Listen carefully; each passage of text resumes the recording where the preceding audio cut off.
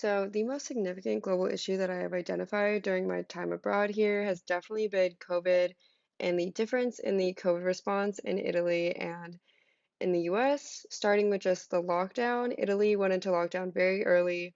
They were very quick to respond to the pandemic and took it a lot more seriously than the US did, where we were very hesitant and resistant to the lockdown, especially because a lot of it hit us very hard and the lockdown had a lot of repercussions that a lot of people lost jobs and weren't able to support their families.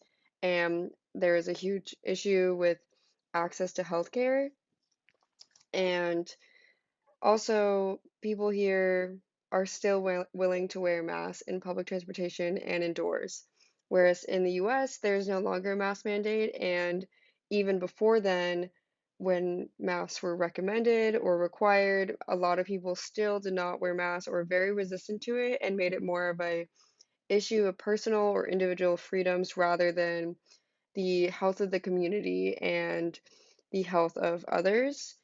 Another thing with vaccinations, there was more of a political issue and again, like a freedoms and individual rights issue in the US, whereas people here are more willing to do it and see it as a health issue and consider the health of the community. And whereas in the US, it's people will choose not to wear masks and not to get vaccinated, regardless of how that endangers others.